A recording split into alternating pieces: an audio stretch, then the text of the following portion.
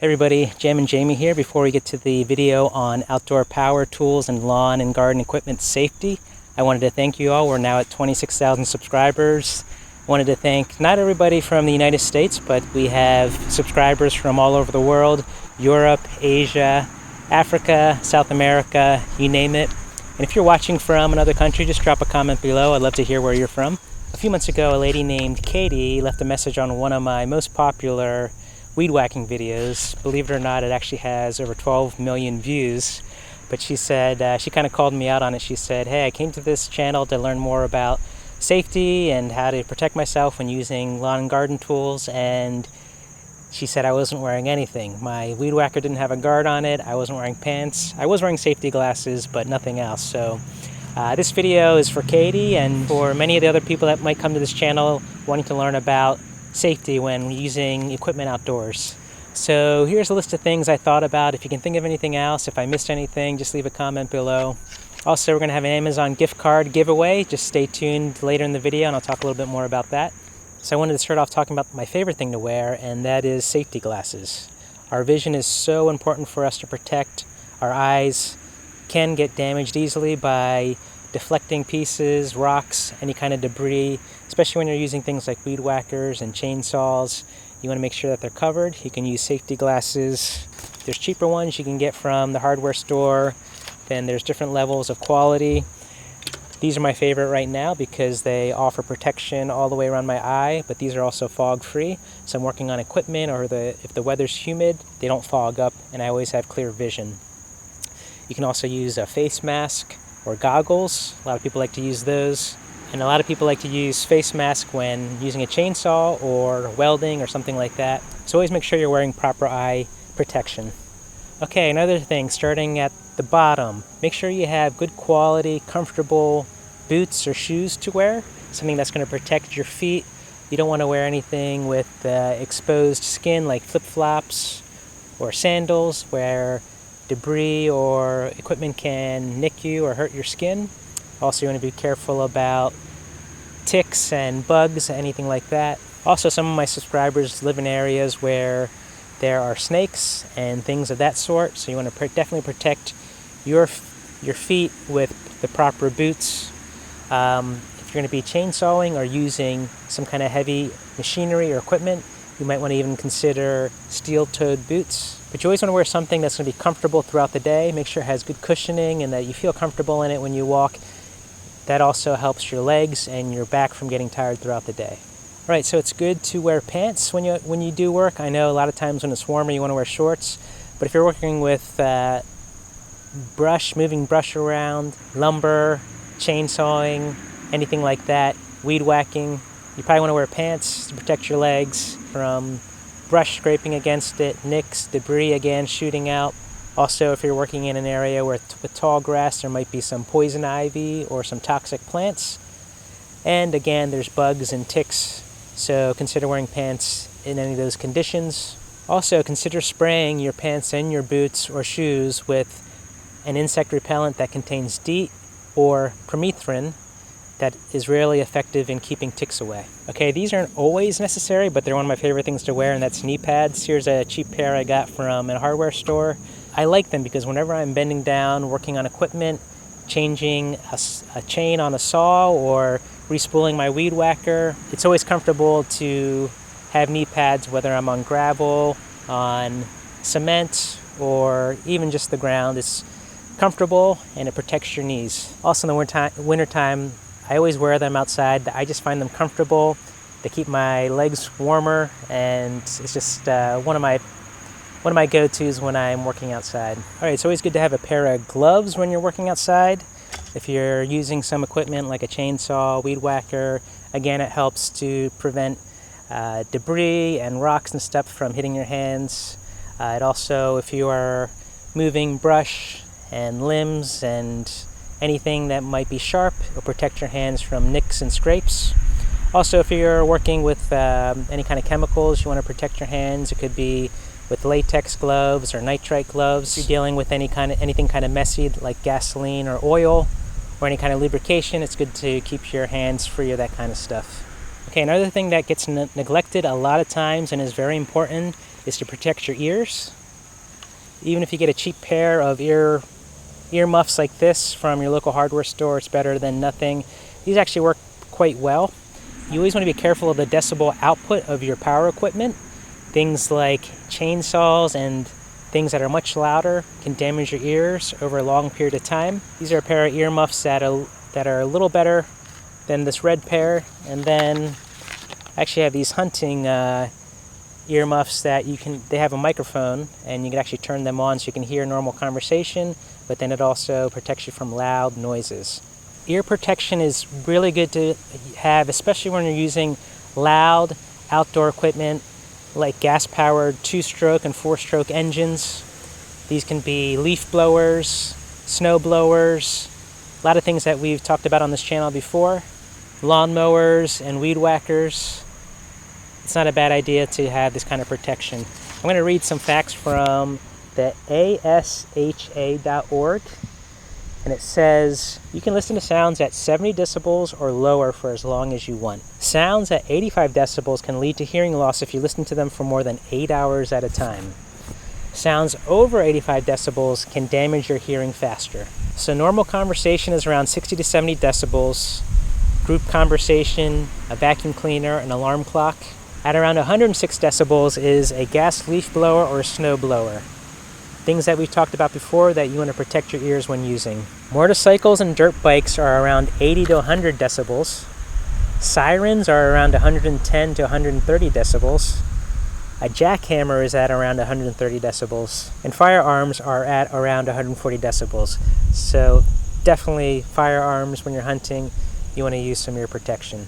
But a lot of the equipment that we talk about on this channel, you'll be better off getting a good pair of ear protection that you can use. Not only are there ear muffs, but there's earplugs that you can put into your ear like this. But again, you can get something cheap like this from the hardware store. If you found this video helpful so far, please consider liking and subscribing for more content like this. Alright, before mowing your lawn, you want to look around for any kind of debris, branches that might have fell off the tree, any kind of rocks that can be discharged and be dangerous when kicked out of the lawnmower. You want to look for any kind of pet toys or toys from your kids, any kind of rope, something that can get caught in the lawnmower and damage it. Keep pets and kids away from the mower when you are cutting the grass. Keep your mower discharge guard down to avoid any unsafe debris from being launched from the mower.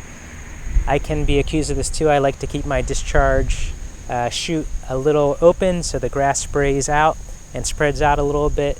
We need to be careful about anything discharging from there and hitting a car that might be going by, a house, or even a person or one of your pets. So be careful about that. Okay, here's a big one. Don't mow on a slope. You don't be mowing in your lawn tractor like this. There are a lot of statistics about people that flip over on their lawnmowers when trying to mow at a too aggressive angle on a slope. So be very careful about that.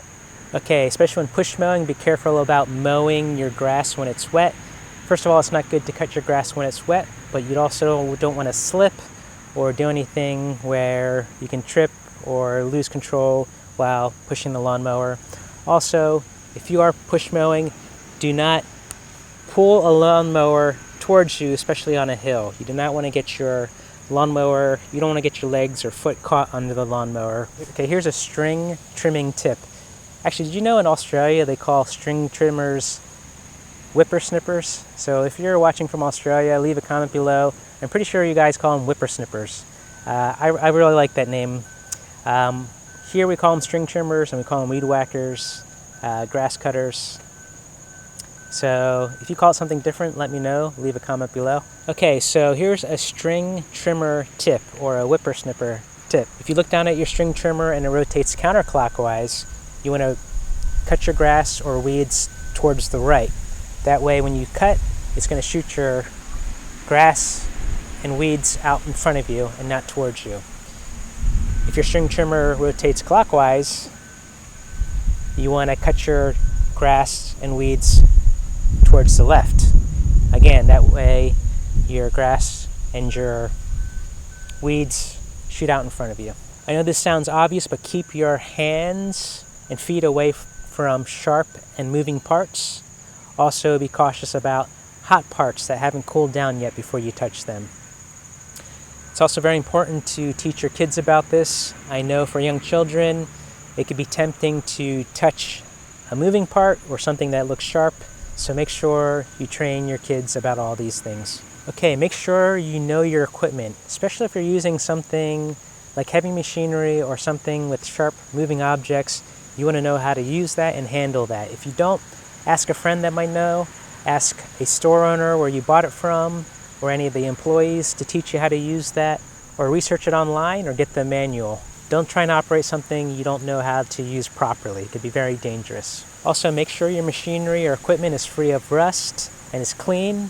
Make sure it's lubricated properly and that it has a proper oil and gas in it.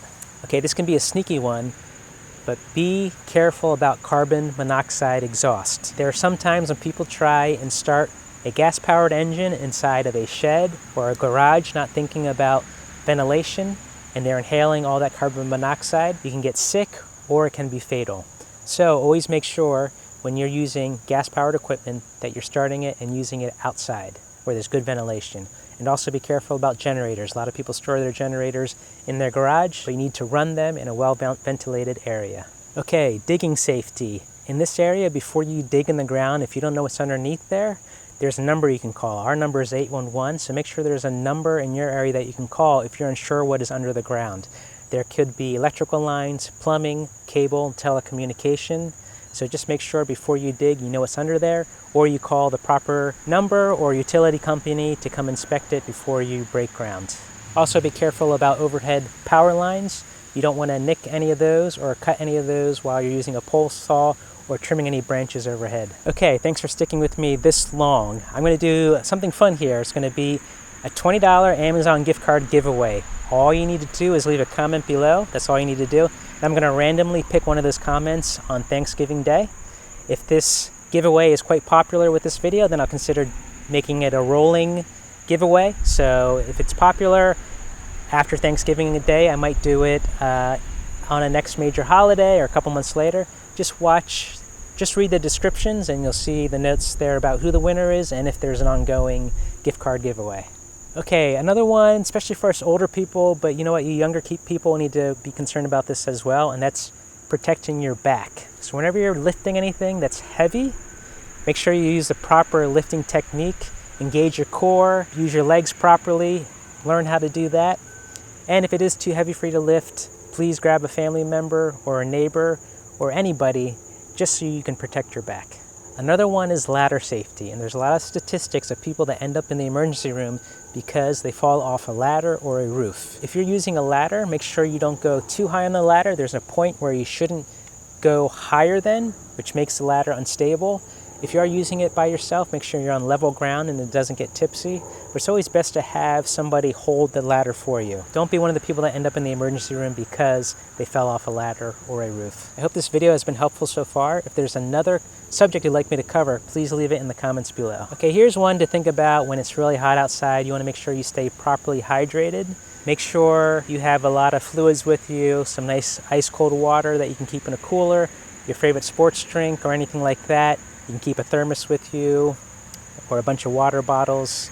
Always make sure you drink frequently and that you stay hydrated when working outside in hot conditions. This might seem like another obvious one, but don't operate any heavy machinery or equipment while under the influence of drugs or alcohol. Okay, some other things to consider. If you're working out in the sun, make sure you use sunscreen.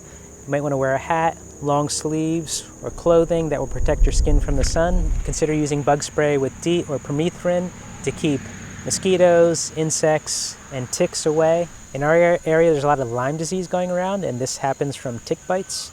So you definitely want to protect yourselves from any kind of insect bites when you're outside working. Believe it or not, some of my subscribers live in parts of the world where there's scorpions, snakes, bears, and alligators. If you're one of them, please leave a comment below. I'm just curious to hear. But that's something to consider. If you're working out in your yard, you need to be careful about any kind of natural predator that might be out there. You want to protect yourself from them. I do know I have subscribers in parts of Asia and Russia that might have some exotic creatures, at least creatures that we consider exotic around here. So if you do, please leave a comment below. Okay, I believe I covered everything I can think of. If I missed anything, leave a comment below, please. The only other thing I could think of was like a dust mask to protect yourself from fumes and sawdust. If there's anything else, just let me know about that. Also, because of you guys, I'm now an Amazon influencer. So if you look in the description, you can see a link to follow me on Amazon where I do gift card giveaways and I also live stream. So if you want to catch me on Amazon, check me out. Check out that link below. As always, thanks for watching and supporting the channel, and hope you guys stay safe out there.